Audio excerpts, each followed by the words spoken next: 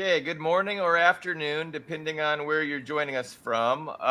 This is our second edition of the Blowback Exposing Imperial Decline Discussion Roundtable. Today we have Carlo Parcelli and Max Parry, friend of the show. Ben is on assignment. He is not able to join us today. But a lot of things we wanted to discuss. Particularly, we wanted to lead off with the upcoming NATO summit, and we wanted to discuss what our thoughts are for this upcoming week. Is Ukraine going to engage in some kind of a large ground offensive, or are things going to just remain kind of slow and calm as they have been over the past week? So personally, it seems that I think it's quite likely that there's going to be a large offensive, and that's why this episode's image is of the Charge of the Light Brigade. Because when you consider the fact that Ukrainian does not have any air force, and they have no artillery to match the Russian artillery, it seems like it's going to be not go very well for them. And so I'm afraid that it's highly possible that we'll see a Charge of the Light Brigade situation. But okay, I have monopolized the first minute. Carlo, Max, you guys want to jump in on your prognostications for the next week of on the ground fighting in Ukraine? Go ahead, Max. Well, I don't have a crystal ball, but it does seem that, I would expect at the very least, more gargantuan military budgets to be imposed at this big summit coming up. That just seems inevitable. And, Ukraine is running out of troops at this point. And it just seems like this situation is really coming to a head. And then after, the very quick resolution to the, shortest civil war, as the Western press dubbed it, this so-called coup attempt, after that just totally fizzled out. And, the press has been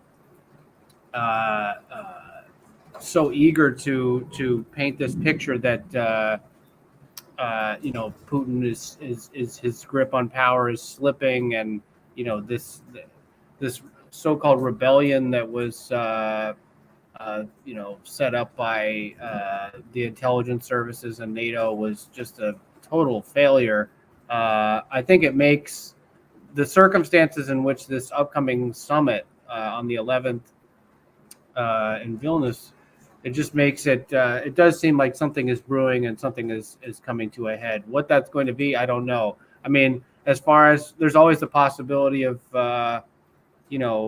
false flag operations or something of that nature. I know there have been a lot of dirty bomb attacks lately that have been, of course, quickly pinned on Russia without any investigation whatsoever. And,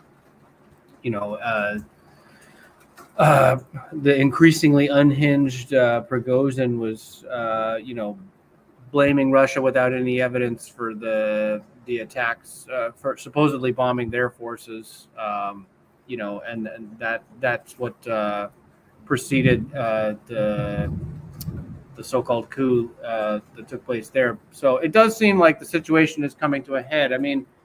Eventually, at a certain point, the U.S. is going to have to make a decision here, because we're over a year into this thing, and virtually all their predictions have not come true. And, they've even tried fomenting, a coup within Russia that didn't pan out. And it just seems like they're getting increasingly desperate and losing control of the narrative. And, the tide of public opinion is really turning against the war, too, in places you wouldn't necessarily expect. And I just think at a certain point, they're going to have to make a decision. And I wouldn't be surprised if eventually we also, start to see them get really desperate and try and, foment a similar situation in Taiwan, if as well. So,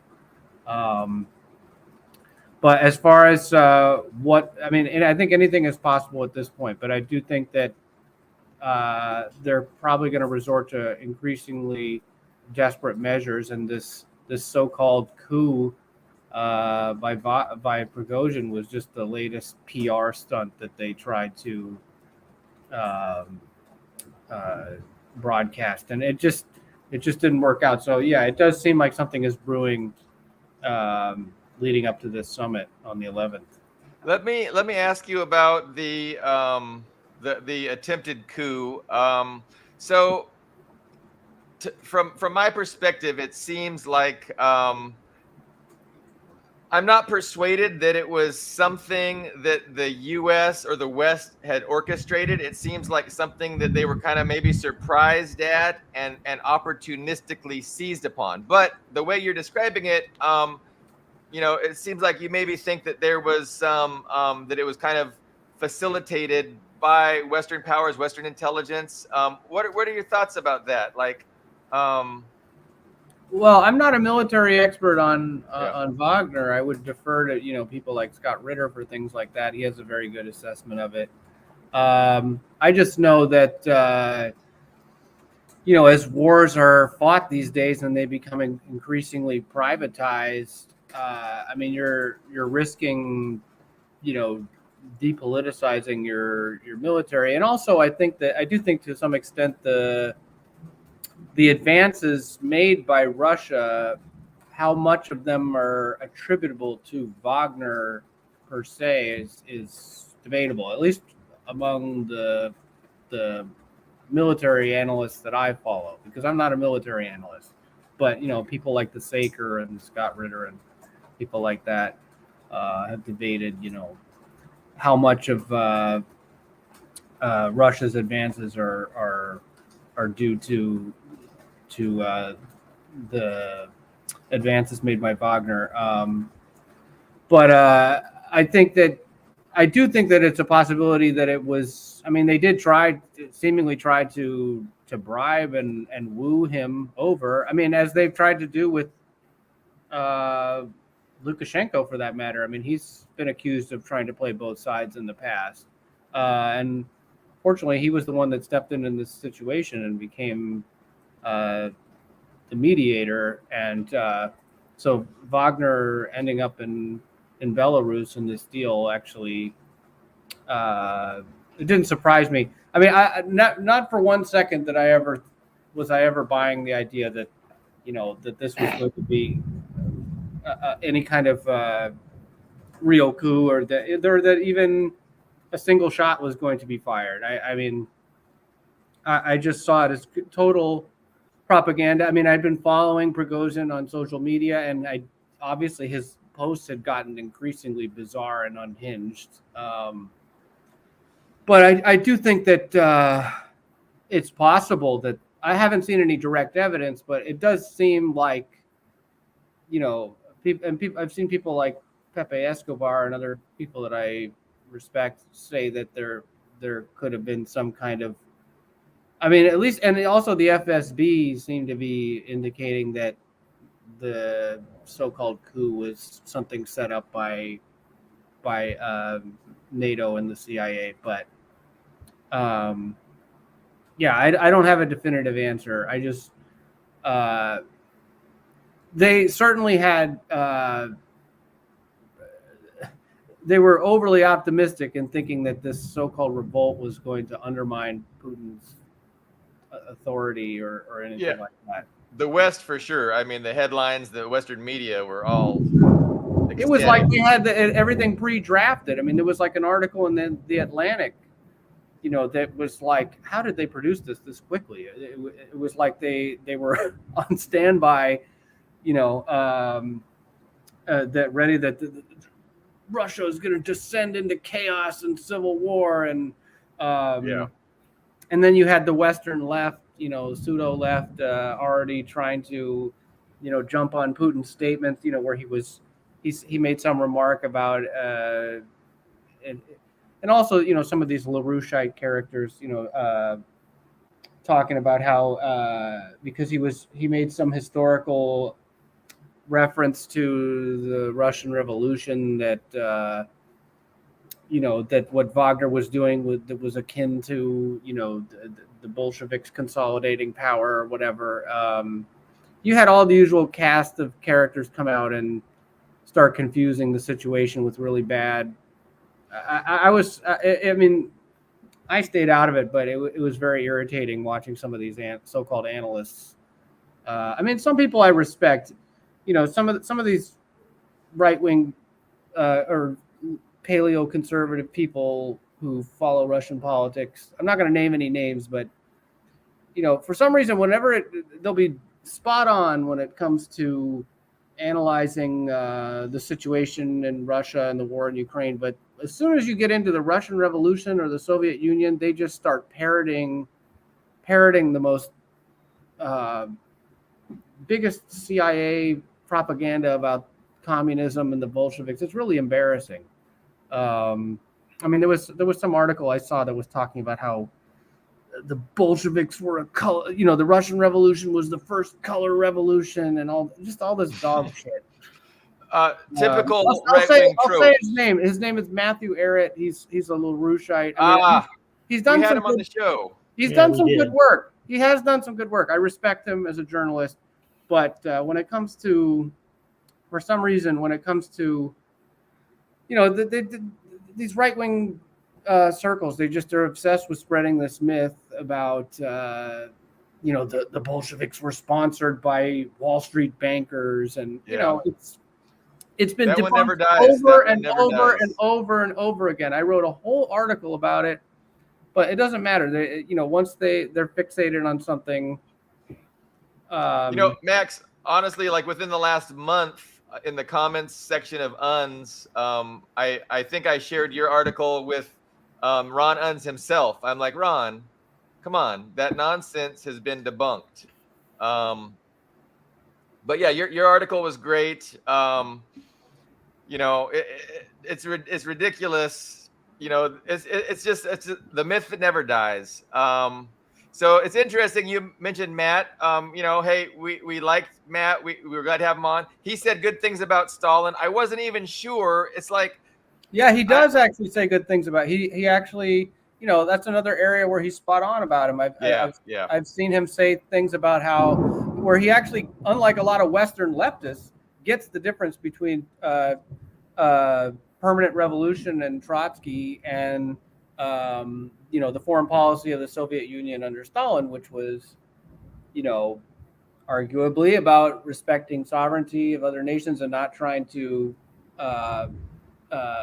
spread communism through expansionism, which is why, as many conservatives accurately point out, the ideological roots of the neoconservative movement were with former Trotskyists and, you know, and people like that. And so, yeah, he's spot on many things. I don't mean to slander him. I actually do really respect his work. I just, you know, for some reason, this myth endures. Yeah, it does. You know, I'm not clear on the differences. You know, I understand he's associated with LaRouche, and you know, I'm unclear about where, you know, LaRouche is different. As you know, I mean, I describe myself as a Marxist-Leninist, and I'm still trying to figure out exactly, you know. And we had Matt on, and you know, I don't like to, you know, have contention or really get into, you know, arguments. So we were just talking about things that we all agreed on. But it's interesting for me to find out where these other worldviews differ and why. So I mean, that's really a fascinating thing. And I guess, you know, just the more that you immerse yourself in, you know, in discussions and dialogue, that's when you become more, you know, understanding of, okay, well, this is your guys' perception, and here's where I think it goes wrong, and that's why I have this perception.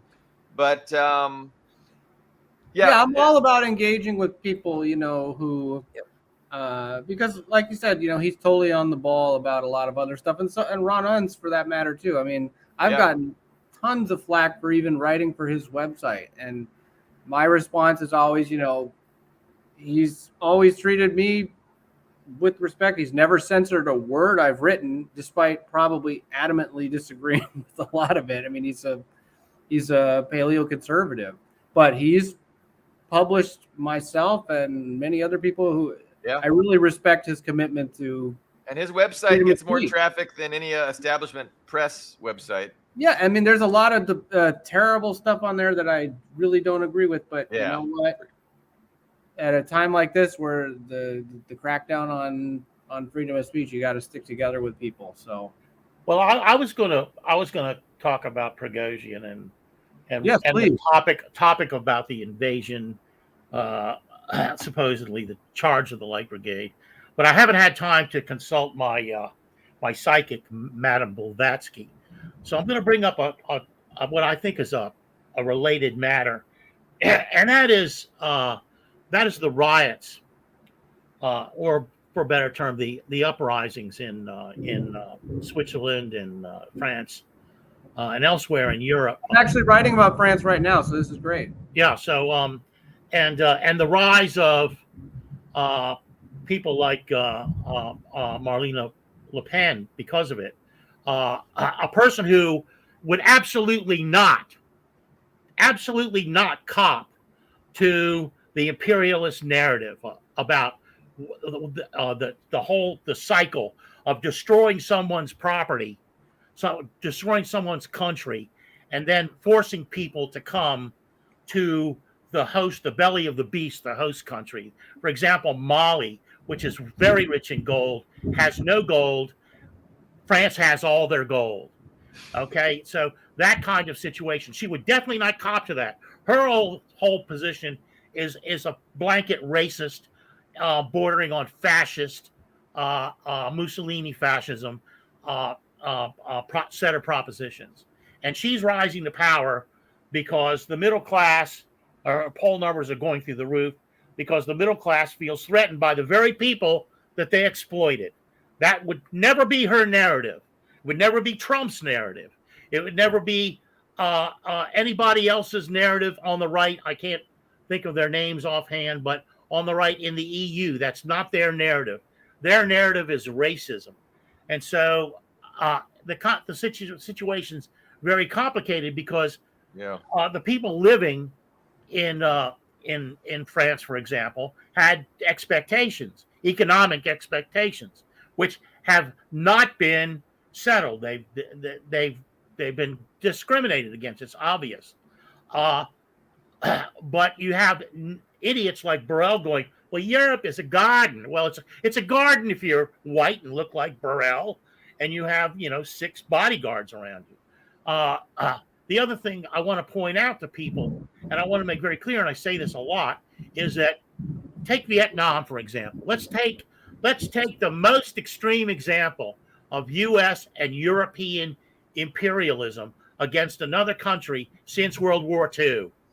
A place where 3 million people died and several more million died in Cambodia and Laos and the countries surrounding them. Okay? Let's take that.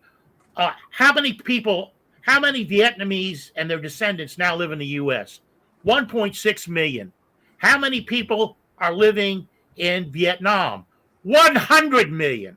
100 million. Everybody, Mr. Burrell, everybody is not rushing to the garden. Very few people give a rat's rectum about the garden. I live in Washington, D.C. And what we got from Vietnam was the same kind of scum that the rest of the U.S. electorate sends from Missouri. They said, it was the criminal class. We ended up with gangs, total gangs and mafias in Northern Virginia harassing everyone around the Lamborghini franchises and the ritzy jewelry and all that stuff, and the $1 million and $2 million, $3 million condos. So the worst people from those countries, by and large, come to the United States. So what we end up with is an element of corruption within the United States from our foreign policy, and the people who want to build their own country, like in Vietnam, stay there and they build their own country. They don't come here. Those people who are looking for a quick buck, who are looking to lobby, who are looking to bribe, who are looking to link up with K Street whores who lobby Congress and get there and join with these organizations that are attached to the NED and the USAID. Those are the people we have here. So it's not hard to see where U.S. foreign policy originates and who and how these people facilitate it. So when you have the riots in France, you can be rest assured that a number of people that are behind those riots are the people who are not behind those riots are people who also have a stake in those host countries that are now living in France. I'm kind of drifting off here, but my subject matter. But I wanted to point out that the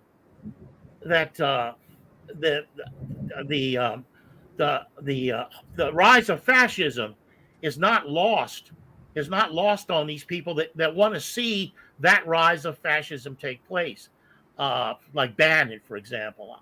So and it's happening, and it's a pity it has to happen within the context of these people who are genuinely put upon, that come here with these expectations and are just brutalized. And I sent Billy Bob and Ben a copy of Greg Palast's movie, what is it called? It's The Best Elections Money Can Buy. And I wanted to point out how that brutalization has affected African Americans, because you hear such people going on about Trump did this and Trump didn't get us into a new war, and yes, but Trump is a hardcore racist. But the important part I wanted to point was there was big money behind Trump. There was Singer, there were the Kochs, there was huge money behind Trump, and if you wanted to if you were black and you wanted to go to a polling station, you had to. They closed down all the polling stations in areas except for one. But that's been going. I mean, I'm not disagreeing with you. I'm just saying that's been going on for with the Republican. I mean, Republicans trying to win elections by preventing certain demographics from voting. That's been going on for many, many years. It precedes Trump. In the Democratic primaries too. They with voter IDs, with gerrymandering and things like that. But the thing with Trump is, you now have people like Rob Barnes saying really stupid things, like the African Americans, they're getting behind Trump in big numbers because they see him as the underdog against the deep state. Well, that's nonsense. All you have to do is look up the polling numbers. They're unchanged since 2016. So, Carlo, I see your attempt to divert us, and we're gonna stay on track. We're not gonna take your bait, sir. Nice try. Let's get back. While you were talking, by the way, thunder and lightning was going off here, so it was really, it was like it was a soundtrack to what he looks like Moses, and he's bringing the thunder. So Max, you said you're writing. I would like to hear your take on the, the European, protests that seem to be rocking France. Hopefully they spread. I love getting a sneak preview of your articles, because once they're done, they're great, and then I could say, hey, we talked to him about it first. So months later. Well, like I said, I am writing about France. Actually, what happened was one of my colleagues at Press TV, the journalist Ramin Mezaheri. I love that guy. Yeah, he's Iranian, and he's a reporter for Press TV. He was based in France during the Yellow Vest protests. He lives here now. But he did a lot of on-the-ground reporting, and so he wrote this book that's like a historical analysis of the Yellow Vests in connection to things like the Paris Commune and the French Revolution. And he sent me the book, and he asked me to write a review of it. And of course, like everything I do, I start out saying, "Oh, I'm going to do something small and simple, and I'm not going to go off." And then, of course, as soon as I start to review it, this latest round of protests regarding the pension reform and all that started, and now they're, they've developed into, just these unprecedented, what looks like almost like a revolution going down in France. And so, as I've written it, I've had to continuously revise it, and then I started reading Domenico Lacerdo, the Italian Marxist, who's got a lot of really good work on the French Revolution and the revolutionary tradition. And so it's just ballooned into this bigger thing. So it is going to have a review of Ramin Mazaheri's book, but like within, it's a bigger piece on everything that's going on now. But it's two different projects, or it's all going to be in one project? One, yeah. Okay. And there is, just to not to dismiss what Carla was saying, because there is a lot of elements of truth. I mean, I don't agree with everything that you said, but there's I think a lot of the reason these protests have gotten so extreme in terms of like how they're developing into full-scale riots is because the electorate in France really doesn't have any real choices. On the one hand, they're being presented with these so-called anti-EU right-wing populists who are scapegoating immigrants and things like that, as you were saying. And then on the other hand, who don't really, maybe on the surface, but not really, they don't really oppose the narrative of Western imperialism, which is, destabilizing these countries that are bringing these mass waves of immigration and refugees into the European Union, and who are then, scapegoated by politicians like Le Pen and people like that. And then on the other hand, they have, the European left, which is just really in countries, not so much in France, but especially in the UK, they've really gotten away from their, including a politician like Jeremy Corbyn, really gotten away from their anti-NATO, anti-EU roots, and have, because of the scapegoating of immigrants, by these right-wing populists, are turning around and defending neoliberal imperialist institutions like NATO and the EU.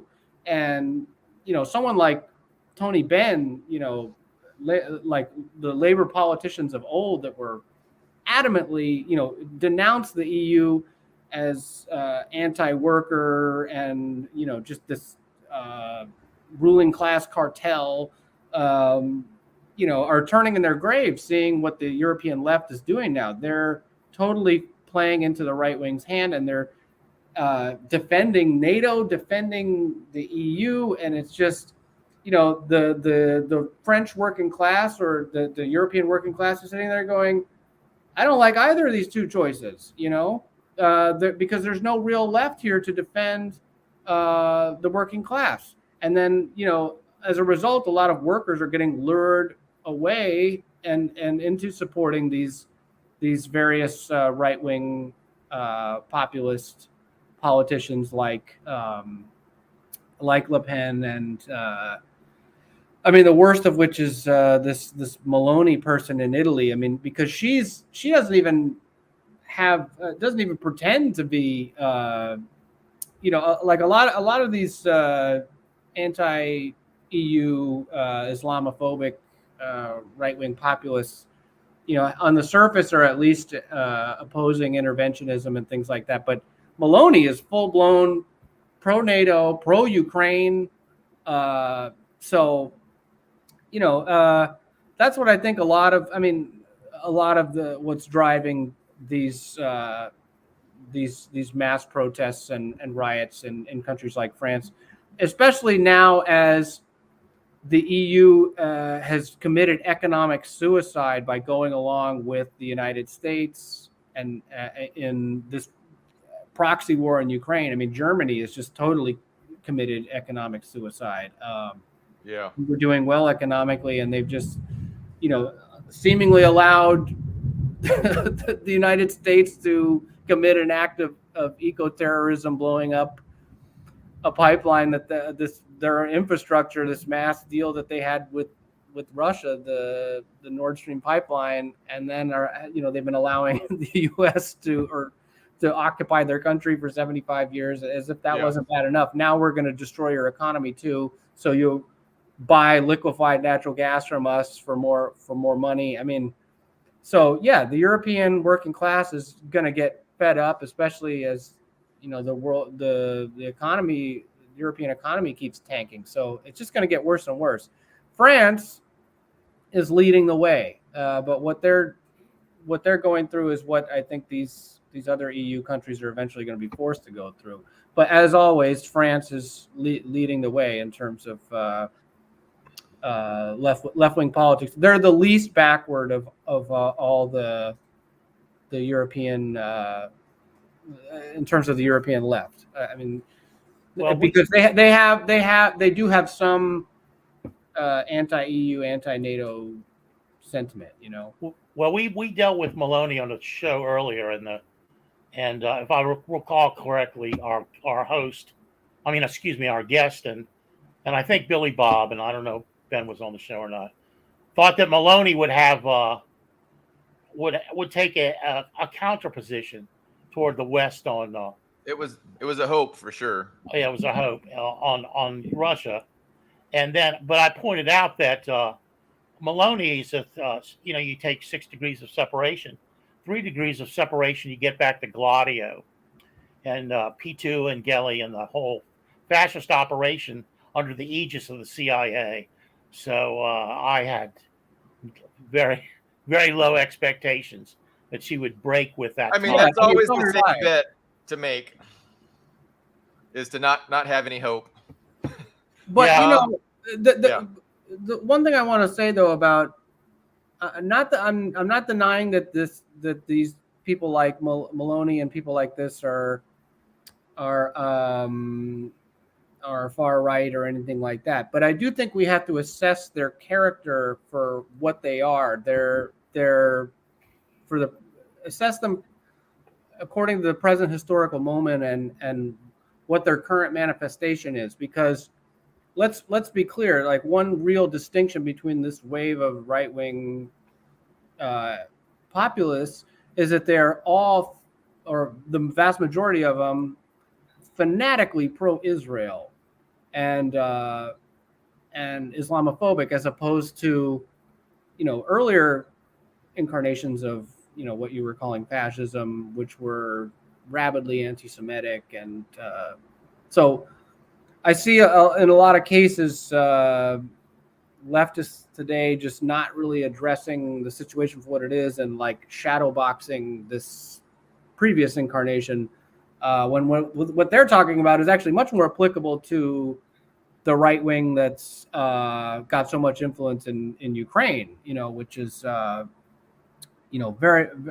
really, really historically connected to previous waves of fascism as far as World War II and things like that. But this like, the whole this like slick rebranded variation, the Sweden Democrats, UK Independence Party, La Liga, all these like, right-wing populists now are a different sort of animal.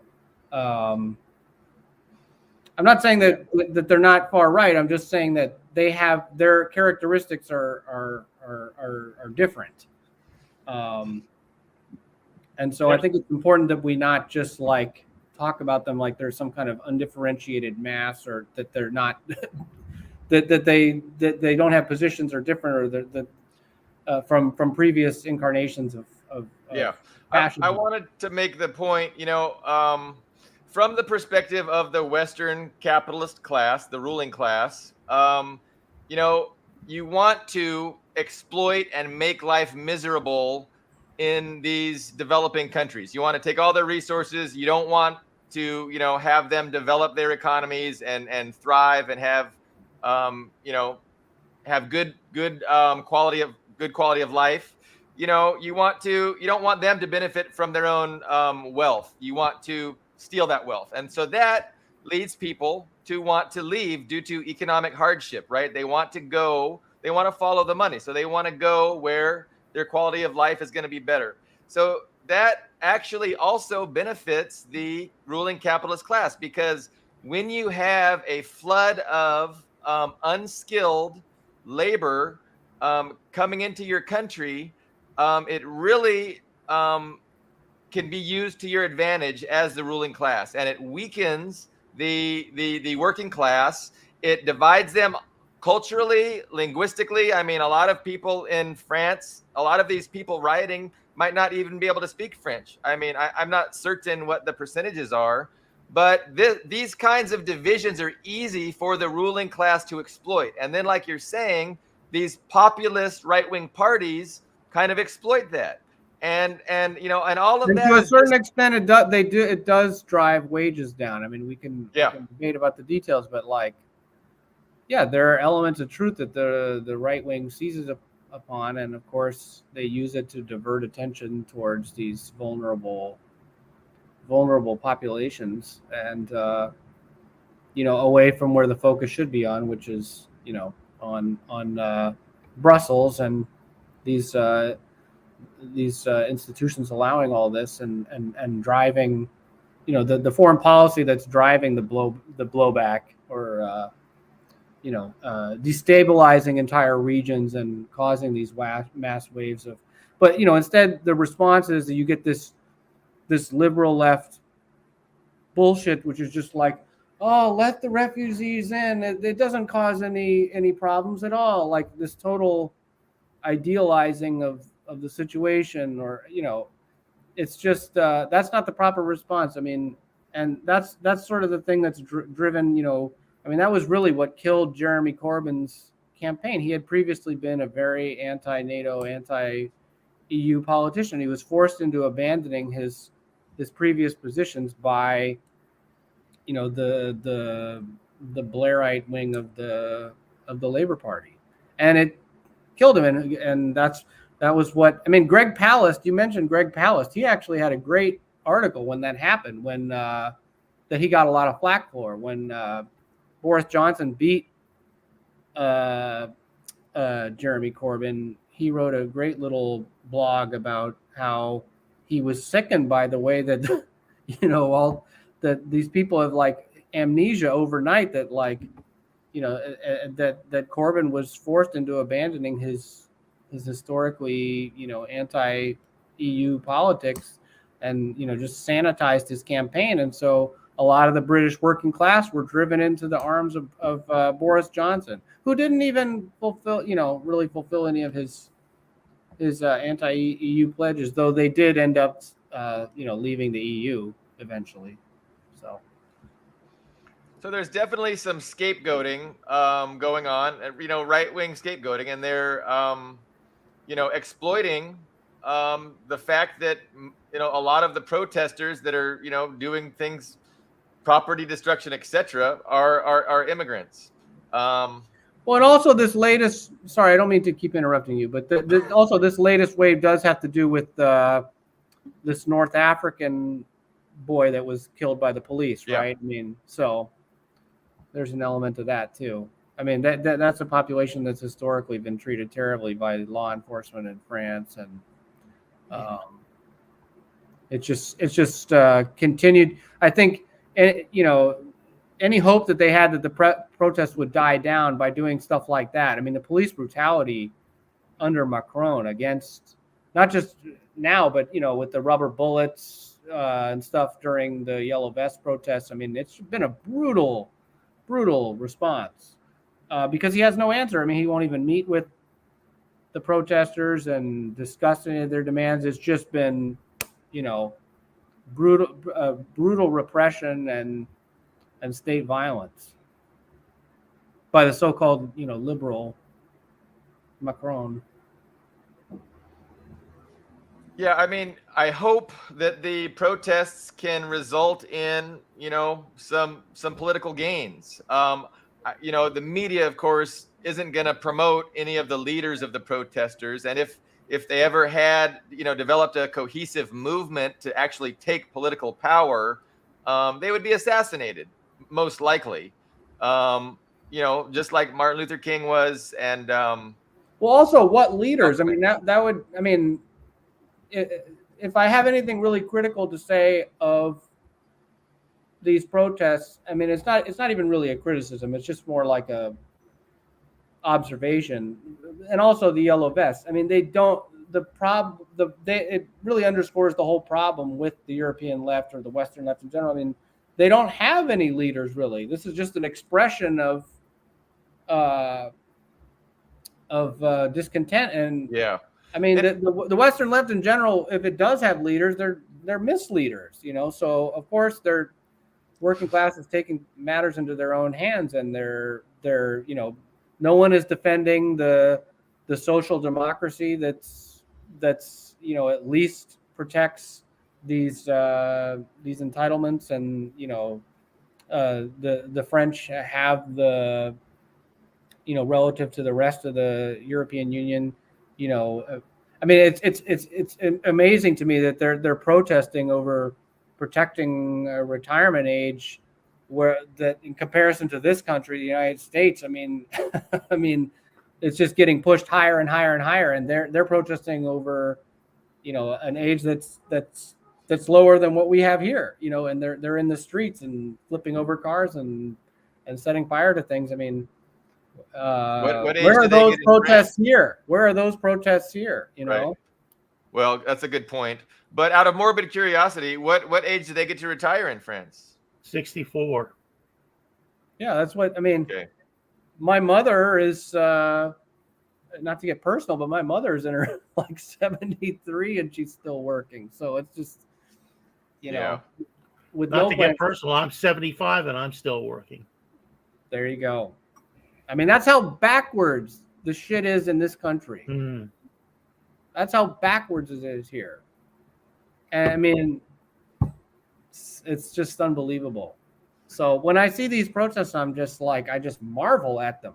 I mean, it's not that the situation is in France or that the French left is some ideal to aspire to, but it just makes you realize as an American how freaking backwards the left has deteriorated in this country. And what are we debating about? We're debating about all this culture war BS. I mean, while they're having these mass protests over, at least some social democratic reforms that they've had for going back decades that we could only dream of here. I mean, it's just, and we're sitting here, going back and forth over this culture war BS. Well, that's by the same design that keeps the control over the the economic situation. I mean, if they had a chance, they would steal Social Security. They want to steal that money and privatize. That's next on the chopping block. Yeah, that is definitely next on the chopping block. I mean, Biden's been trying to do that his whole political career. Right. Yeah. And one quote from Palace movie that stuck with me was from Charles Koch. They were talking about the tar sands pipeline that they have a great investment in, and he says, "I want my share," and then he goes on to say, "And that's all of it. Nothing for anyone else. No, not a penny for anyone else. Not the people helping him, assisting him. Not the people in the general country from the profits made from it. Nothing. He wants it all. So that's the kind of attitude you're dealing with. So that's why very entitled, especially in the US. Yes, and that's why they spend billions of dollars things like ALEC and all these think tanks. Lord Heritage Foundation is a the Chamber wholly of owned Commerce. subsidiary. Dozens and dozens to influence people's public opinion. So when you talk about the American public taking it on the chin, as far as retirement and all that goes, they've been so heavily propagandized. The whole notion that the work ethic is your proudest moment. Well, I can tell you, it's often not.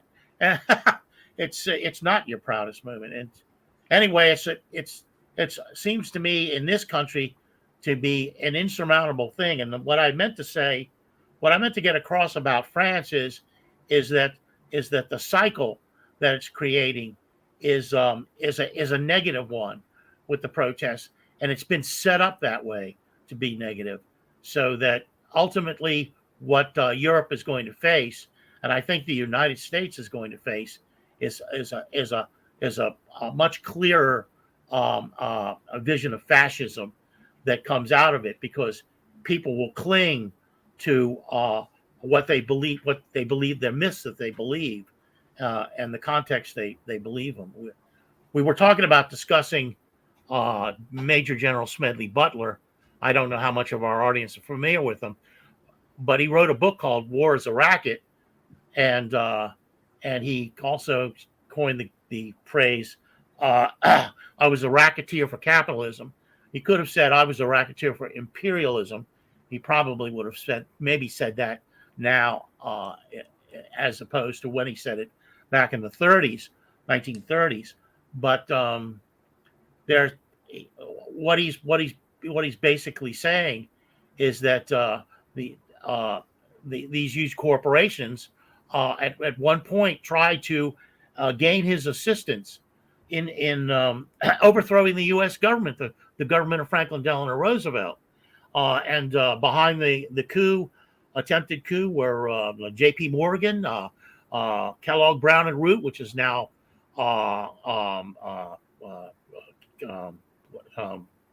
is an affiliated with Halliburton. Remington, which was going to supply the rifles, and the plot was to have 500,000 veterans armed to march on Washington and take it over. And the reason they chose Smedley Butler is because he was so popular among the troops. He won the Medal of Honor twice, and he was really turned when he went to speak to the bonus army when they were here in Washington, and they were on the Mall, and they wanted their bonus pay for fighting in World War I in advance, and because the Depression had hit, and then their families were starving, so they camped out on the Mall, and but the Hoover administration drove them off the Mall, and among those noble troops that drove them off the Mall were General MacArthur, future General MacArthur, Eisenhower, and who was the third one? And Patton. So just doing their duty, as you know, to drive Americans off and kill a few Americans to get them to run to the suburbs. At that time, basically the boonies around Washington. So that turned Smedley Butler around, and he gave a rousing speech to Congress, and he also published an article in the Common Sense, a socialist magazine, and he wrote a book called War is a Racket, and I recommend everybody read it. You don't have to buy a copy; it's online in a number of places. It'll take you like 40 minutes to read the whole book, 30 minutes if you're 40 minutes if you're a slow reader. But one of the things he talks about in the book, he says, okay, if you want to declare war, first of all, everybody in uniform has to agree that they want to go to war. Now, I think the American military is so stupid that they would be propagandized into pretty much any war, initially anyway. But the other part is, and the part that if there was even a shadow that would be implemented, was everyone in the military industrial complex couldn't make any more money off the war, and I don't know how you would practically execute this, than and the meanest private in the Army. And I don't know what it was at the time, like $5 a day. That's all J.P. Morgan could make. Not a penny more. Nothing. No war profiteering. Well, you know that one of the prominent business people that was implicated in that in the business plot was the Prescott Bush, George Right. H.W. Bush's father and George W. Bush's grandfather. Yeah. So that's just an important detail. It's and he also was, he was the director of a bank owned by a prominent Nazi financier at the time, that was seized by the U.S. government under the Trading with the Enemy Act. Right. I mean, Roosevelt had to go to great lengths to get Prescott Bush. And one other detail I just want to point out is that although that coup against Roosevelt was unsuccessful, it is said, I've seen this in places. I actually wanted to ask Billy Bob, but Stalin was convinced that Roosevelt was poisoned or assassinated, especially in the, I don't know if this is true or not, but he suspected as much because Truman totally went back on everything that they had agreed at, I think at Potsdam, not telling him about, the stuff that they did later in Japan, and he really didn't trust Truman. And, that's just something that I've read. I don't know if Billy Bob knows more than I do about that. I mean, I'm not an expert, but definitely Truman was the politician of the wealthy elite, whereas so and he had replaced Henry Wallace too, who was more progressive. Right. So there was a lot of dirty tricks to get Wallace off the Democratic ticket. He was going to be, the VP in the last term of FDR, and then when FDR died, he would have, we should have had Wallace, but they saw that happening, and so they rigged that primary and got Truman in. But yeah, he was, you have different ideas within the ruling capitalist class of, hey, are we going to do, are we going to offer concessions? Are we going to give reforms? Or are we going to, do foreign policy like this and domestic policy like this? So, of course, I think, FDR would have been a much better for the average, worker if him and Wallace would have been allowed to continue instead of Truman, who dropped 2 bombs unnecessarily and initiated the Cold War, the Korean War, all kinds of bad policies. But it was the aggressive policies of the hawks, of the same kinds of people that tried to get FDR out in the business plot. So FDR had the good neighbor policy too, which is, I mean, it never had any chance to, come to fruition, but it would have been interesting to see what that would have, how that could have changed the course of the next half century that actually been put in place. I think that's what killed JFK. Like, he wanted to coexist with communism. He didn't want to destroy it. He wanted to coexist and have mutual, cooperation. Yeah. Well, so that wasn't in the cards. That wasn't going to be the policies that the U.S. was going to pursue. Although JFK initiated the Alliance for Progress, which was the instrument used to train the police departments, draconian police departments in South America. But I wanted to back up a little bit. Don't give Truman too much credit. He never had a thought in his life. Jimmy Burns led him around like a poodle. I'm sure that's true. If you want to know, the same thing with Ronnie Reagan. I mean, he was a yes man. He was a front man. But exactly. These people they're politicians. They're actors, basically. And the other thing was, like Zelensky. Truman signed off on the CIA. And then 2 weeks after Kennedy's assassination, he published a letter. I think it was published everywhere. I think the New York Times published it, saying, well, the CIA has violated its mandate. It's gone too far, and that's about as courageous as Truman ever got. But I just wanted to make those 2 points. But Kennedy wasn't completely innocent. No, Oh, I don't think anyone would suggest that. Yeah. But it does seem like he had some kind of. I mean, I've had this debate with people, and it does, and people always are quick to cite, oh, well, he was, the Bay of Pigs and all this stuff. But it does seem like there was some sort of trajectory. I mean, he did fire Allen Dulles. He did. It's well documented that he nixed Operation Northwoods. There was something going on there, and whether or not he was genuinely anti-interventionist is beside the point. Clearly, he was perceived to some extent by the most hawkish right-wing elements.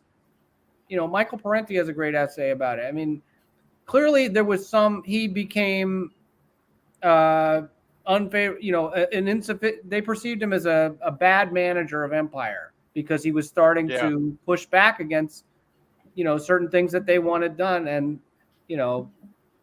look at what happened with Johnson right after, with the war in Vietnam. So but the obvious thing was both the Kennedy brothers, they took things very personally, and of course after the Bay of Pigs, Kennedy was just livid on a very personal basis. He was and hated, but also by these super far right Cuban exile groups too.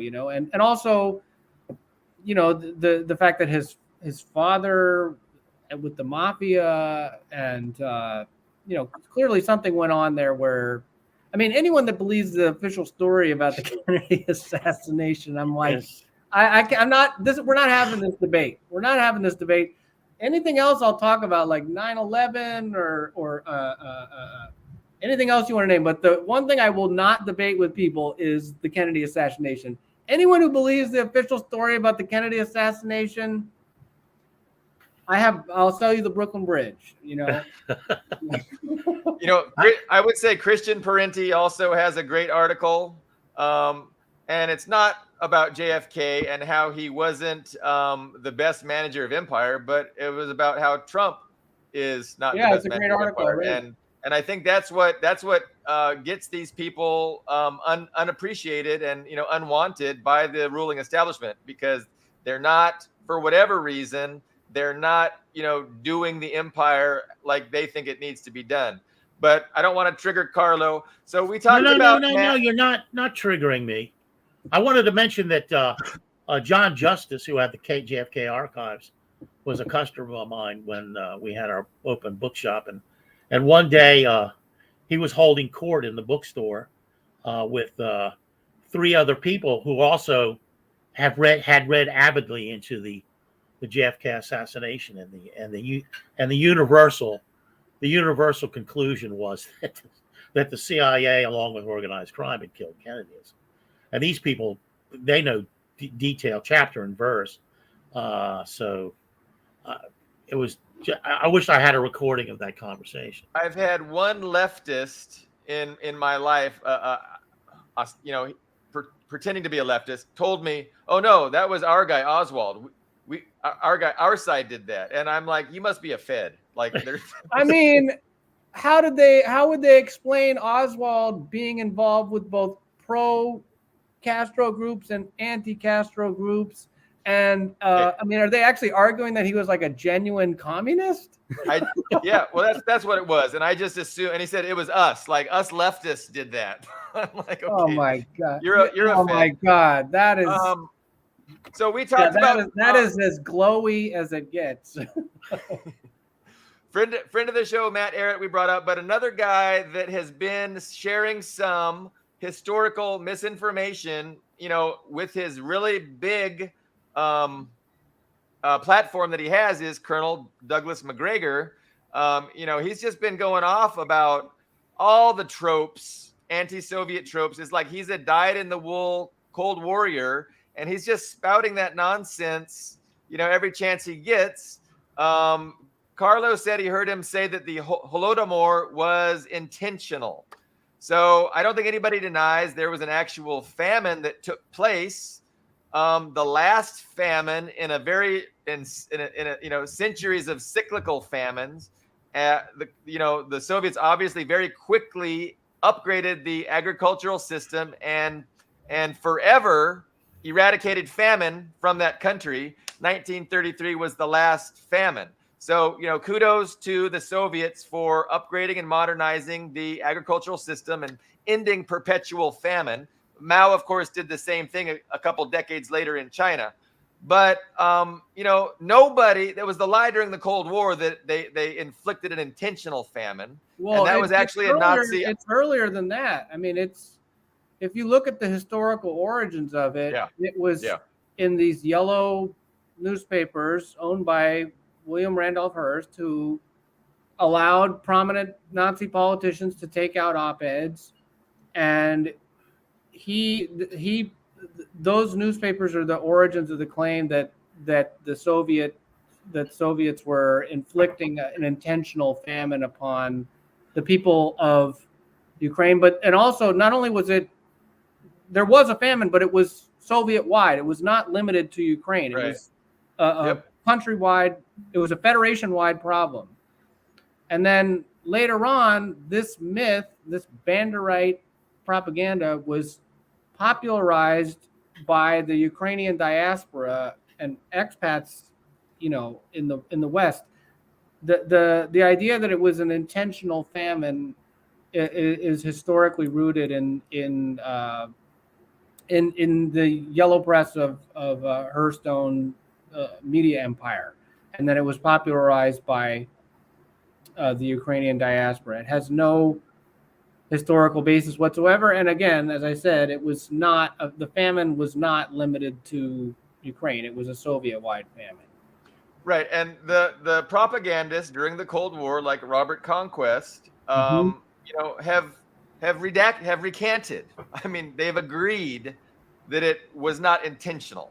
They want to blame the Soviets, say it was mismanagement, whatever, but they agree it wasn't intentional. And so, but it's just crazy how Colonel Douglas McGregor takes to his platform claiming the intentionality of it, like he's totally clueless. But again, I mean, these myths, there's no benefit for the ruling establishment to correct these narratives or to set the record straight. Like, it's not ideologically beneficial for them. So they just, even though it's obvious that it's a lie, the lie perpetuates and continues. It's spread everywhere to this day. Yeah. I mean, a few years ago, I wrote a review of the HBO TV series Chernobyl, and there was a part of that show where the Soviet authorities are trying to get Ukrainian people to leave the hazardous area after the meltdown. And there's a scene where this babushka is stubbornly refusing to leave because she's like, oh, well, I went through the Holodomor, I went through deliberate starvation. I'm not going to, I mean, they just have to insert these little, historical nuggets because they know the that's so effective. New Cold War context. We got to demonize the Russians vis-a-vis the Soviets. So they're still spreading this Ukrainian propaganda, and it's Ukrainian nationalist propaganda. They are perpetuating myths that were started by Holocaust collaborators and ultra nationalist followers of Stepan Bandera and so on and so forth. So I'm going to couch this in a question, okay? Now, McGregor has also said that he's tough on crime. Reminds me of a lot of politicians back in the day, Nixon in particular.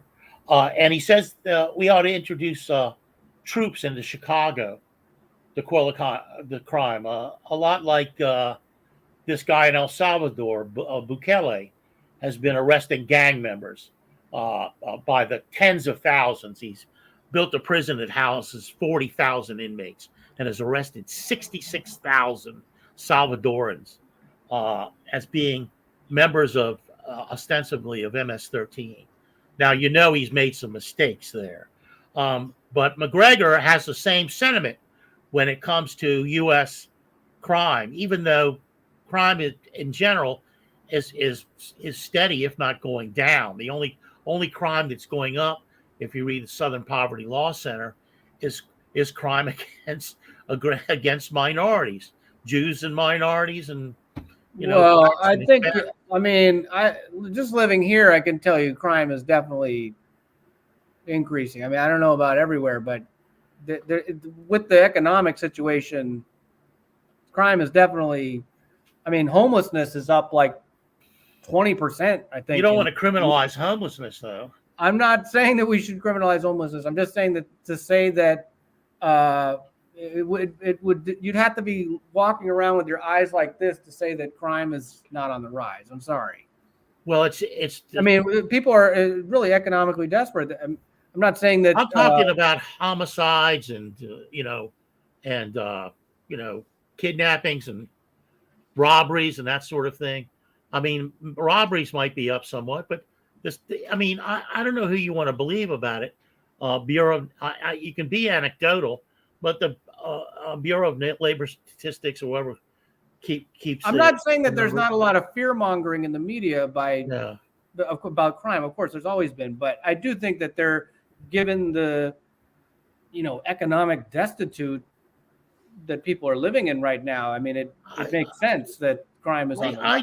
I don't think that. I'm not saying that we should be rounding up. That I'm not arguing for a police state. I'm just saying that it's delusional to say that there's hasn't been. No, any. I don't. I think you. I see politicians like AOC saying this, and I'm just like, you're just. You're just.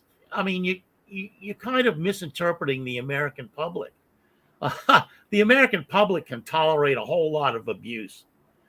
We've demonstrated that already in our conversation, and I think that with prices going up and inflation, lack of health care, they've been, as you pointed out, they've been tolerating this sort of thing for decades, and they're tolerating it now. I don't aspire to that notion that people are so destitute that people who were once good have now been so now destitute that they're going out and committing crimes. I don't want to hear that, because that's used against the people I live with in my neighborhood. That is used against them. Yeah, and they're not doing that. Police just raided my neighbor's apartment because of something that, I mean, I'm not trying to use anecdotal evidence. I'm not saying that we should be demonizing the American people for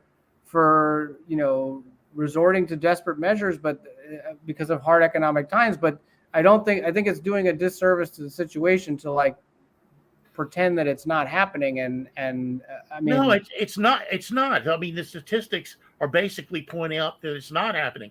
I mean, I can use anecdotal stuff too. During the Trump era, these people 2 doors up from me used to have these bunga parties where they would gamble illegally. They would have prostitutes go up there, and they also had what brought them down were, one day the cops showed up, maybe 8 cop cars, and they pulled out maybe 30 bags of marijuana.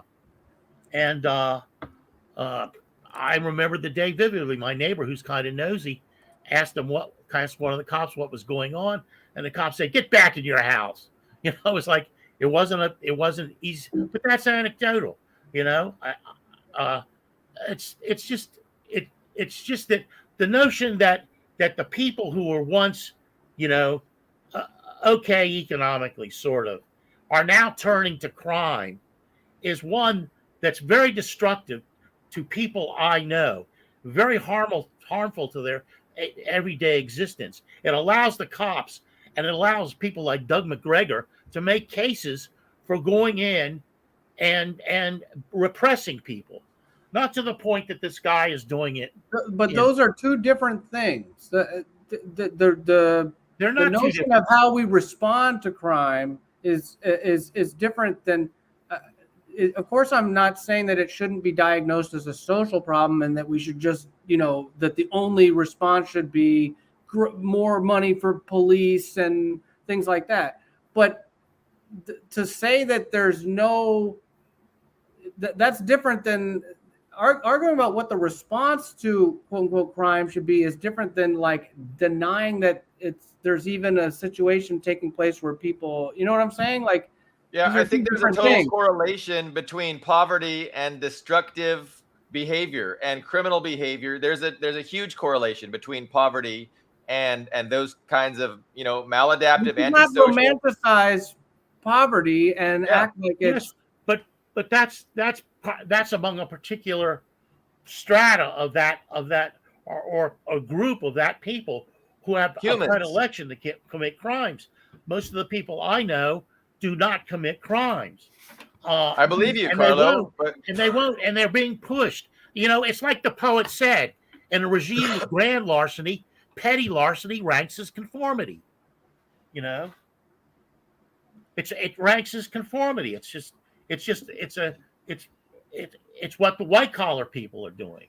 But yeah, no, I agree. Obviously, I'm not saying that white collar crime is, of course, that has a much bigger impact on society, and punishment for those crimes should be much more severe. Also, well, where are the troops on Wall Street then? Well, exactly. But that doesn't mean that we should also just turn around and pretend like capitalism isn't, you know. My question was, why is McGregor talking about sending troops to inner city Chicago and not Wall Street? And do we have to reassess? This is the second part of my question. Do we have to reassess their attitude toward the Russian-Ukraine conflict, given those attitudes they have here? I think you should ignore what he has to say about crime because, first of all, he's a military man. He doesn't know anything about. Listen to what he's got to say. He's deviating from the foreign policy consensus on Ukraine, which is, you know, a pretty bold and noble thing to do, considering how entrenched in the establishment he is. That's what he's got to say that's worthwhile. I would just totally ignore anything he has to say about crime because he doesn't know what he's talking about. And as far as the Holodomor, him perpetuating myths about the Holodomor, he's confused. He's not educated about it. At least he seems like somebody, when he learns new information, is willing to change his mind potentially. So, you know, he's somebody that's, doing the best that he can in his situation. And he gave a 45-minute tutorial. He knew. Yeah, no, I mean, Carlo, no, that's our point. You know, our whole point is that McGregor is ignorant on a lot of things, but he's, you know, he has valuable things to say, and I'm glad he has a platform to say them. Yeah, but that's our attitude. But we're not championing his belief that, you know, we should send troops to Chicago, and we're not championing his beliefs that, you know, the Holodomor wasn't intentionally caused famine. You're not saying that he's wrong. But we don't matter. The three of us don't matter. Right. We're not a quorum. Right. We're not a fucking quorum. My question is the people I'll ask it again, the people he's influencing by his correct appreciation of the situation in Russia and Ukraine, is that going to influence his? I mean, he was in the Trump administration. Is that going to influence the people who listen to that aspect of him? Are they going to be influenced by his right wing, really, to tell you the truth, neo-fascist position on the inner cities and African Americans? Let's face it. Okay, he's a racist. He's a fucking racist. He's a bigot. Okay, we got that clear. So what you're saying is you're adopting his principle position on Russia and Ukraine, but you're also adopting a position of a bigot. He's clearly a bigot. There are a number of them out there, and I can name them if we need to name them. Some of them anyway. Hinkle's a bigot. Hazaldin's a bigot. They're bigots. How is Hazaldin? What do you mean? Why is Hazaldin a bigot? Why is he a bigot? Well, he's a bigot in the sense that he constantly brings up uh, uh, uh, really groups of people. I didn't want to get into this, but LGBTQ, women in general, and essentially minorities, especially LGBTQ, which have very little power and really don't want to be in the spotlight. They just want to live their fucking lives and not have these fucking assholes going after them and using them both in the corporate media and using them from the traditional right-wing bigot class for political fodder, and so yes, that in that case, well, he's a social conservative, but I mean, I haven't heard him say anything big. I have. He comes on air. I started watching him again last week. The same thing, He comes on air in a wife beater t-shirt, and then he wonders why he can't get a girlfriend. I've got one on too. Does that make me a bigot? Well, I understand what you're saying. Take that off. Come on, that off. It's a signal. It's an undershirt. Undershirt. He wears it without a shirt over it. It's like, and it's like you're discrediting the rest of your argument by saying something like that, because that's. But I know. It sounds like I'm discrediting it, but I think it's planned in his. It's part of his. Are you saying that he's like trying to portray himself as working class by wearing that? Is that what as a everyday? Well, I think it goes back to the 50s TV shows like where what was it? The Honeymooners. The Honeymooners with Jackie Gleason. I agree with the Honeymooners with Jackie Gleason. His most famous line was when his wife got out of line. He said, "Look, right in the he's a young kid. He's a young kid. I think he's in his 20s. That's his attitude toward women. He's a young kid. He's in his 20s. What I see him as is, and really not just people like him, but people like Jackson Hinkle and all these other young kids, is that they're like going too far the other way. They're so sick of the they're embracing social conservatism as like a knee-jerk response to the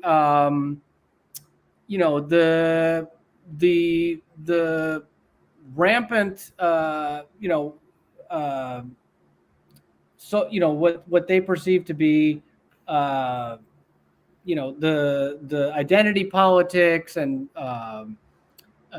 the fixation with lifestyle politics and things like that that's dominated the Western left for so long.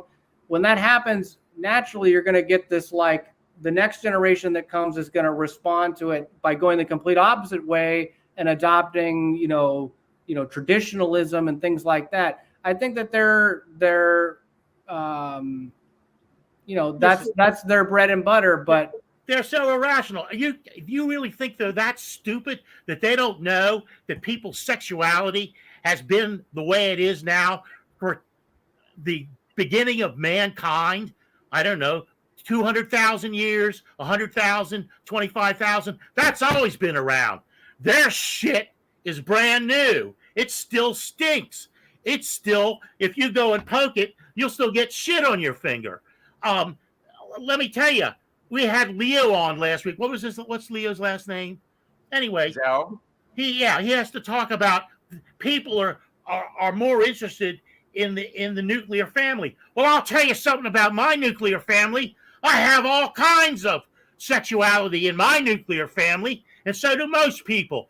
And they have but you have to respect the fact that there are people out there that don't necessarily agree with that, and you can't force them to. I don't have to respect any of that shit. Are you kidding me? Fuck, it's fucking war when it comes to that shit. Because those people are dying. You're declaring dying. You want to talk about fucking crime going on most of the world. Look at how many people are dying from that shit. From people like they're taking that attitude. The majority of people Jesus on Earth, Christ. If that's what your criteria for that is my criteria. Bigotry, then you're calling basically most of the people on Earth, most people are on Earth are religious and socially conservative. This is just a fact. Wrong. Absolutely. The Native Americans, most of the tribes accommodated this kind of sexuality. But who wiped them out? The fucking white people. You know, they accommodated all sorts of sexuality. They even revered people who had sexual differences. You don't know anything about world Should culture. the United States start Don't invading? tell me about the world. There's African tribes. Should the United States start invading other countries that don't adopt pro LGBT stances? Should we start invading them? What? Should they start invading them? Yeah, because I'm just going to the logical end of what you're arguing here. No, I mean I believe in the Chinese Belt. Because that's what's happening right now. The U.S. I believe in the Chinese Belt Road. I believe in the Chinese Belt Road Initiative. Inflict sanctions upon other countries, to go into other countries and start. I know of one example. I know of one good example. Uganda. You know who wrote the capital punishment law to kill homosexuals in Uganda? Well, the crime. American evangelicals wrote it. No. The first of all, the law. I'm not saying I agree with it, but the law pertained to pedophilia. No, but even so, even if it doesn't, are you actually going to turn around and say that you support something like inflicting economic sanctions in response to something like that? Well, the economic sanctions. That's bullshit. That's the deep state or whatever you want to call those fuckers, just using these poor people who have no power to get their own agenda across. I'm smart enough to see that. Of course, these assholes you're talking about are not. I can see that. That's another form of using people who have no power, who are criminalized in places like Uganda. That's a way of politically using them. The whole LGBTQ movement in this country has a dimension where the power structure is using them. They're scapegoating them in a certain sense and putting them up there as somebody that ought to be hated. And they make it look like they love them, but they don't. They're fucking them. You can't see that? Fuck! Jesus! Yeah. So, I mean, this is how the conversation sometimes goes. You're damn straight. To me, it's unfortunate. I'm not sure how productive. God damn it! You know, I'm hit. I've been in touch with the Southern Poverty Law Center since the 1980s. And believe me, they've been right on the fucking money. Dying by enormous numbers. What do you mean by that? Proportionately, they're dying. They're being beaten to death and killed every goddamn day. Much of it's not reported. Read the Southern Poverty Law Center. People complain. I can't tell you. I published a little thing. I said, look, I'm supporting the Southern Poverty Law Center. I always have. People go, well, you know they have a war chest of $276,000. I wrote them back, I should fucking hope so, because they got rid of the Klan, a group of the Klan in the South. They need the money. Those people are doing what, if you believe in God, they're doing God's work. And the more money they have, the better off, because that's the more people they can hire to do investigations, to go to trial and all that shit. If you can't be this shallow about this. I just can't believe it. It's so obvious. So we can do a recap. We started off prognosticating the next week, how it's going to go in Ukraine. It's going to be interesting. Max, you floated the idea that the West is so, beside themselves with despair that they're going to launch something in Taiwan. So I don't think that's going to go very well for them. Well, but I think eventually they're going to have to see the writing on the wall that the war is unwinnable. I mean, I think even the public is possibly starting to perceive things that way. You're starting to see certain analysts or mainstream analysts and certain commentators start to acknowledge this sort of thing. I mean, they're losing control of the narrative. And I just know that when that happens, they get desperate and, they don't learn from their mistakes. They only go on to repeat them. And I could totally see another theater breaking out. And I also think if you just look at the maneuvers that have been made in the last few years towards China, I think China is going to have to consider the fact that they have a window, that they could successfully, launch something similar in Taiwan. And their chances of while success are U.S. hegemony is in decline, they have there's a window of time where they can seize the opportunity, and it just seems like the U.S. is striking out everywhere right now. I mean, going back to Afghanistan, I mean, it's just, I could see that situation coming to a head. I mean, obviously I don't have a crystal ball, but that's just what I was speculating. But definitely it seems like things are going to reach come to a head in Ukraine, because it's just, this can't go on forever. They can't just keep using, Ukraine is running out of soldiers, so eventually, short of putting NATO troops on the ground, I mean, it's going to have to come to a head. So I don't know what, hopefully that means some sort of deal, hopefully that will mean some sort of peace deal, but that's really wishful thinking. I mean, I'm very cautiously optimistic, but I want to say one thing to our viewers right now. My name is Carlo. It's Italian. It's not Spanish. It's not Carlos. Get it right. Jesus fuck. You're supposed to be sophisticated people. Yeah. Carlo. No S. Cam. No S. All right. Thank you, Carlo. We never got around to Elliot Abrams, and we never got around to this upcoming conference between South America and the EU. And South America saying they didn't want to have Zelensky at the conference. Most South American countries, they didn't want him there. Yeah, the pink tide is firmly in Russia. Yeah. And even, Lula has been, playing, tried to be a mediator. So what was the reference you just said? Pink tide? Yeah, like the Bolivia and Ecuador and Venezuela. I hadn't heard that term before. It's an old.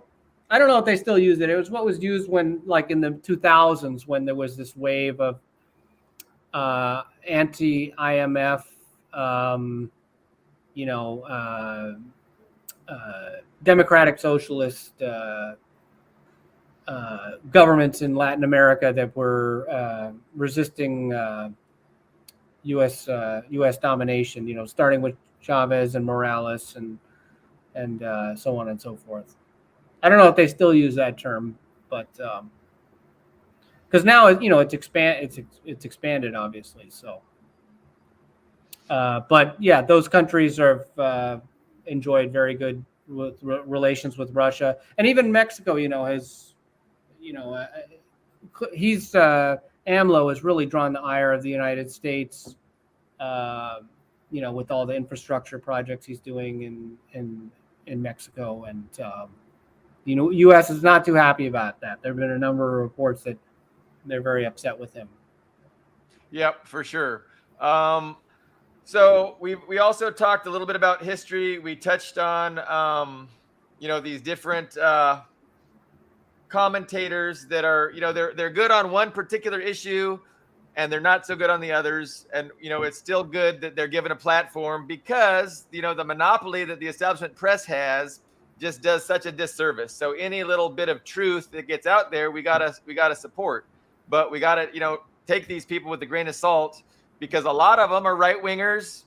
They have this they have a total contempt for any sensible kind of socialist program, much less Marxist program. And they have contempt of the actually existing socialism of the Soviet Union, which did so much for humanity as an example, and as forcing the capitalists to make reforms for their own people. I touched on that last week's show. But yeah, it's it's difficult to get into a debate, and so we try and stick to things that everybody agrees on. It's a tough dynamic to have any kind of a useful disagreement. Sometimes they can be useful, but then sometimes they just devolve into not being very useful. So we've monopolized. Wait a minute. You don't get to say that. Okay. You don't.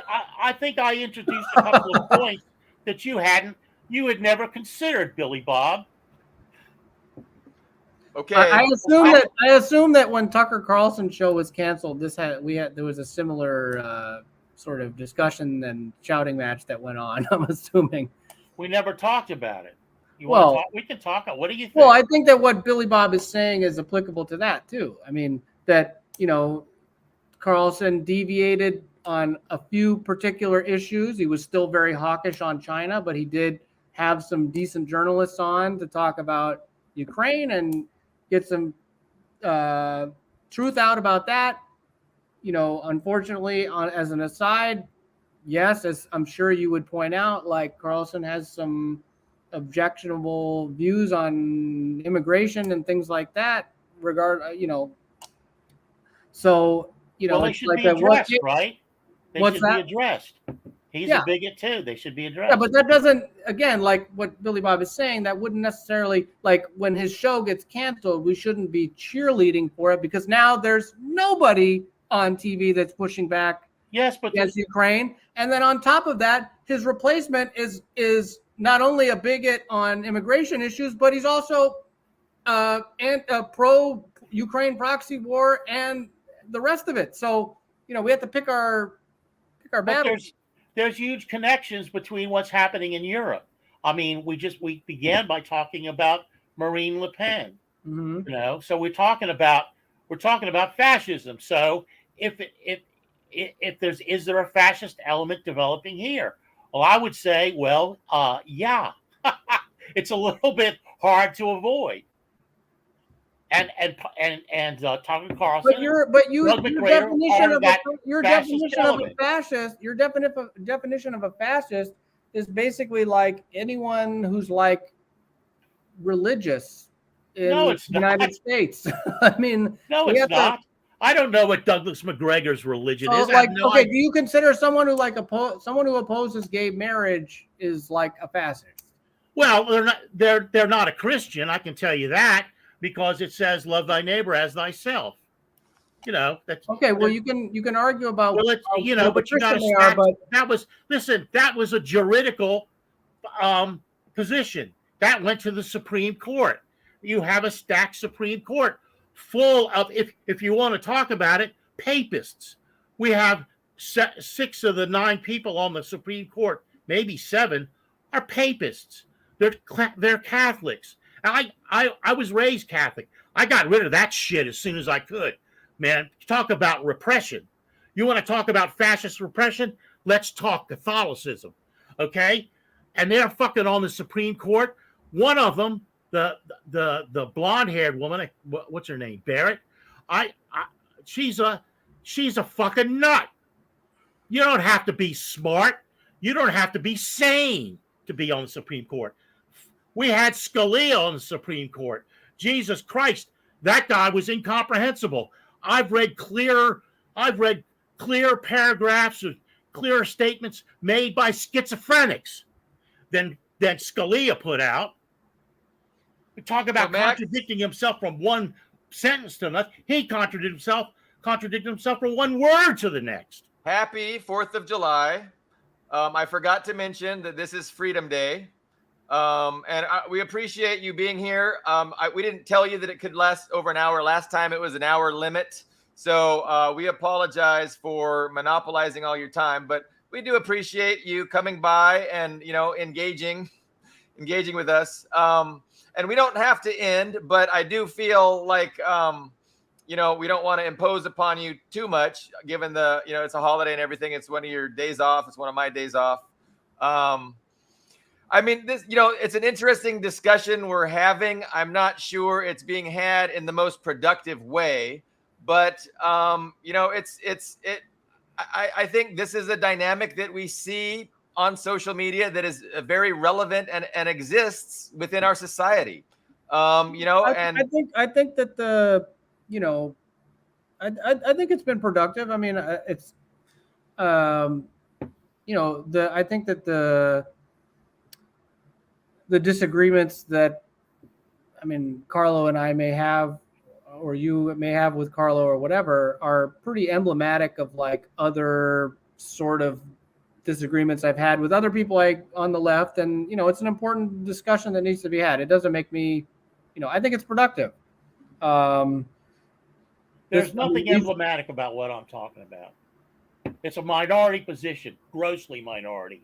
Your position as minority? Yes. I beg to differ, grossly, sir. Grossly. I beg to differ. Watch the comments. Watch the comments on the show. You know how many times I've been okay. I mean, and they lack. And the other thing is most people lack passion. I don't, and I don't make any excuses for it either. No, that's not one of your faults. Definitely. I mean, I like the passion. I think it's interesting. I mean, so honestly, I think Carlo has a legitimate concern that we are slipping and sliding, especially with Trump, into a fascist state where, people of different sexual orientations, people of different ethnicities are going to be even at greater risk of, getting put into the camps and summarily executed. So, a population that's increased like 500,000-fold in like the last 4 or 5 years is being genocided. Well, yeah. I mean, 500. What population has? If you look at the statistics regarding the movement in question that we're talking about, people that adhere to or identify to that movement, the rate has increased like exponentially in the last 5 years. Yes, because they're coming out and they feel like in you numbers. Don't think that there's any sort of fad going on? You don't think that there's any sort of socially engineered fad by corporate America going on?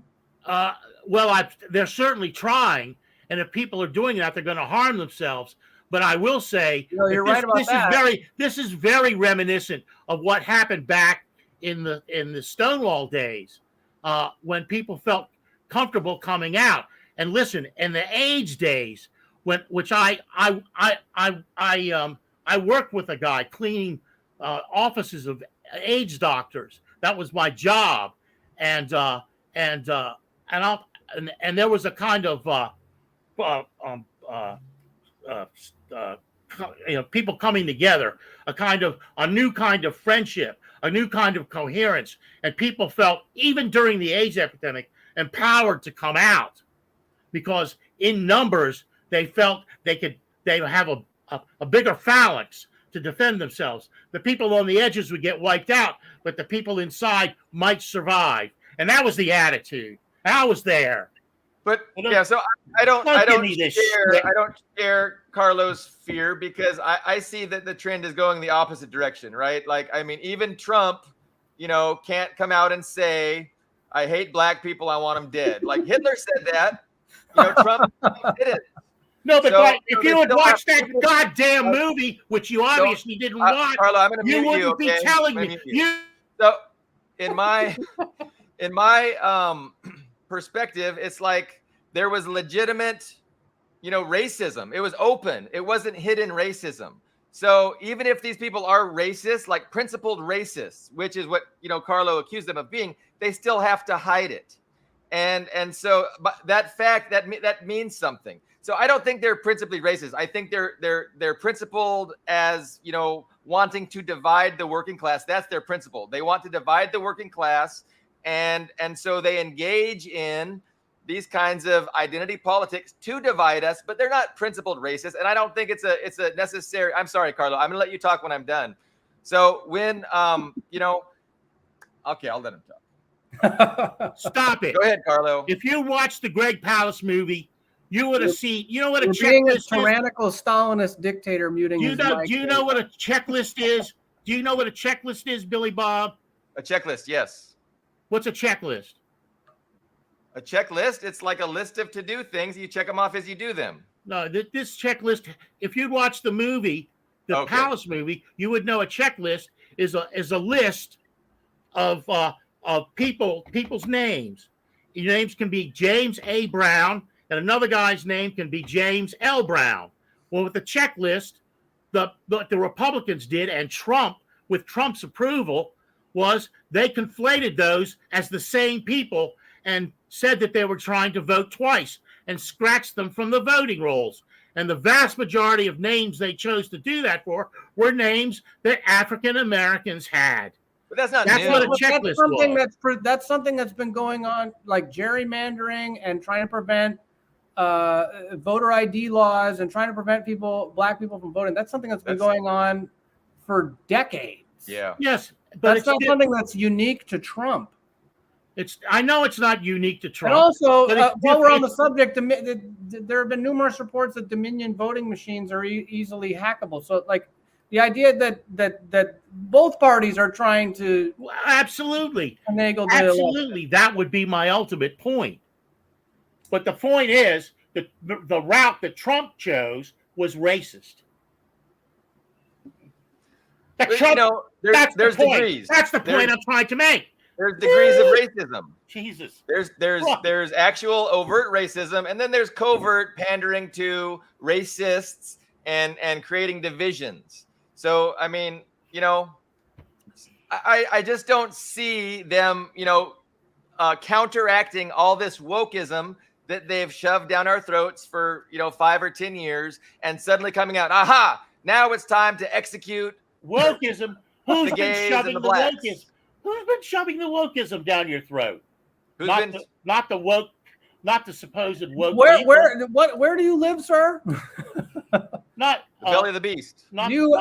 I don't understand how you could not. I mean, literally. I mean, in any workplace in the United States, in any public setting, I mean, it's so omnipresent that you'd have to be completely blind to not see it. No, it's not. It's not. It's those people are just looking for equal treatment under the law,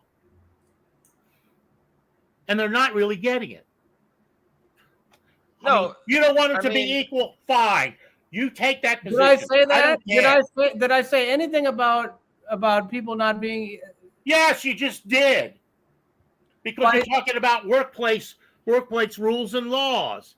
Well, I'm talking about policing people's speech, firing people for saying the wrong thing, or not, you know, being. We have freedom of religion in this country, right? No, we don't actually. We do not have it in the rhetoric. We have it, but certainly not in reality. You don't think that some of these laws that they're passing in, like, Canada, the United States, are going a little far? No, I don't. They're not going far enough. Christ, these people have been oppressed for centuries in these countries. Jesus Christ. Reparations, too. Give people reparations. You know, so part of where our disagreement is in, you know, how we define fascism. And, you know, because I think there's a lot of people who are conservative, family-oriented, including racial minorities. Most racial minorities in this country are religious and socially conservative. You're basically calling all of them fascists. Yeah, until they don't agree with certain. Until they have a gay person in their family. Until they have a gay person in their family, then they change. Or if they don't change, they live miserable lives. They live in the misery of religion. Religion is a miserable place to be. You're Marxist. You should fucking know that. So, yeah, you know, I am exactly. That's the difference between you and I. I mean, I don't know where what you're suggesting here is that anyone who's religious is a fascist. Is that what you're saying? No, of course not. I will say anybody that's religious is stupid. Yes, they're a ninny. They're being faked out by some some mystical ghost that they believe in. They're fools, absolute fools. Yes, I'll say that. I'm not religious either, but the idea that like you're really trivializing the meaning of fascism by just I don't have another word. Give me another word. Give me another word. I'll give you a word. They're another kind of ninny. Magruder's another. He's a racist ninny. Who's gonna support rounding up the gays and the blacks and putting them in camps and summarily executing them? Where is the vast base of support for that? You think Trump supporters, red hat wearers? Where's the support for that? Yeah. Well, they're already doing it. They got them in ghettos. You live in New York? You ever heard of Robert Moses? Yes. Okay.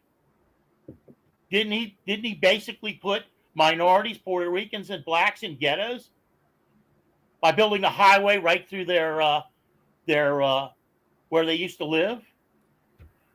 Yes. You're talking about Central Park? No, I'm talking about the highway. I can't remember what it's. The something expressway. Okay, well, yes, he was a bigot. That's why I did it. Trump's dad, along with little tiny Trump, benefited greatly from that. Sure, but again, I think we're getting off track here. I just no, we're not. That's part of the game.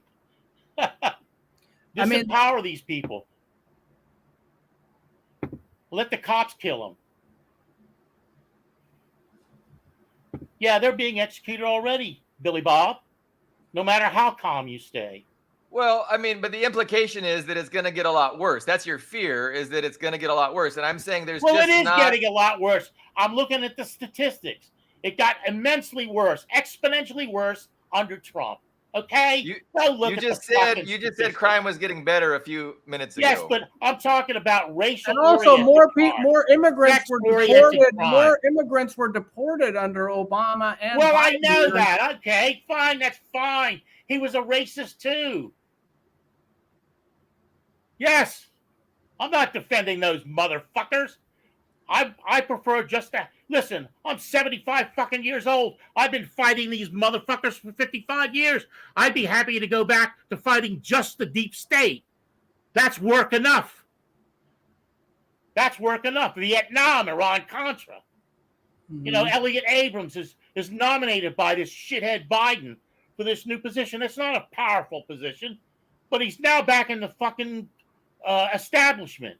You know, like he was with Trump. And that's the establishment.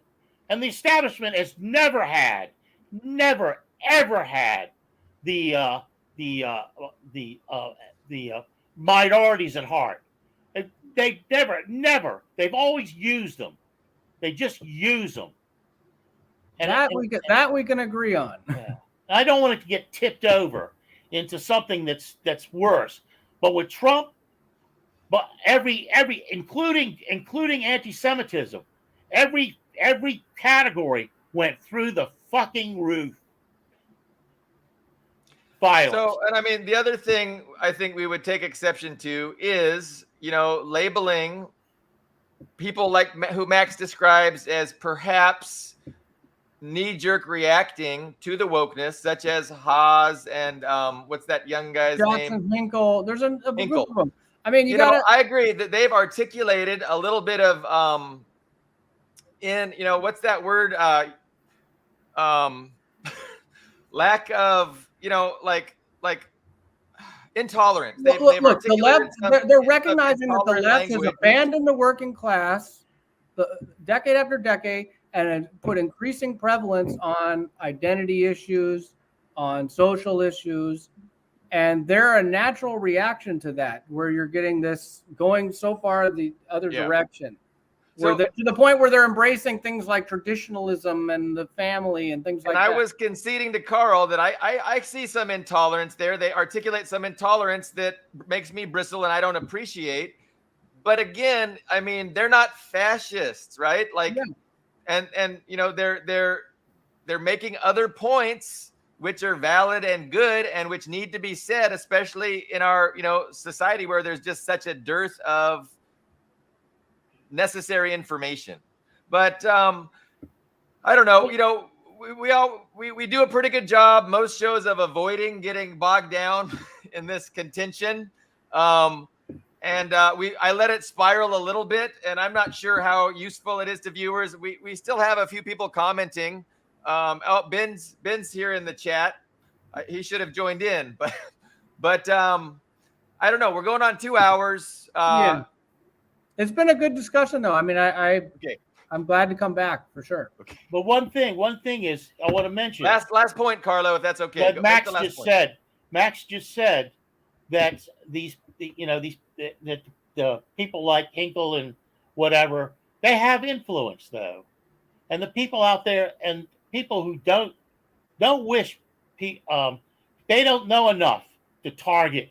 They don't have enough courage to target the people using the minorities for their own purposes. They target the minorities, and that's something they should address. The people that are using the minorities, and they should, if they want to attack anybody, if they want to harm anybody, it should be the people, Madison Avenue, Wall Street, anybody. For sure. And I think they target. They should go after them. I'm going to say this right now. You fuckers out there that can't get along, that can't abide minorities, realize you're being used and go after the people that are using you. Go after them. Don't go after the minorities. They're not harming you. I think we can all agree with that. Well, I mean, again, with a lot of these social issues, when I think it's a little bit more complicated than it's being made out to be. I mean, in particular, in regards to the way that people are being asked to, adjust to social changes and things that are newly deemed socially acceptable and things like that. People have a hard time with this stuff, and they got to stop being stupid. But by creating a climate of fear where people can lose their job over saying one wrong thing, or it's like Alexis de Tocqueville said, I've never met a people with less independence of mind than Americans. And that was 1826. They got to get over it. They can't be this stupid. They're losing their world. I mean, their world is coming to an end, and they're focusing on these helpless minorities. How stupid can you be? You can't be more stupid than that. Americans are stupid. I think that the panel here definitely disagrees with scapegoating either sexual minorities, religious minorities, ethnic minorities. Like we all oppose that. I mean, you're not going to get an argument from us on that. Was that our last word, Max? Yeah, I think so. I mean, but I don't think we should be demonizing Americans like ordinary working class people either. Oh, they're stupid though. They can be victimized. I mean, I think that's actually a real problem with the left today. I don't care about the left. I don't give a flying It's not fuck 1968, and it's not 1968. Fuck the left. It's not 1968 anymore. So yeah, where the left is getting nowhere, and fast. You are right about that. The right is getting somewhere fast. Okay, well, we're an hour 53 minutes. I appreciate Max hanging tough with us. Carlo, your passion, you are very passionate, and we're not gonna. Me and Alex Jones. Okay. Let's go ahead and end it. We'll be back on Thursday with Foreign Policy Review. Thank you, everybody, very much. I'm going to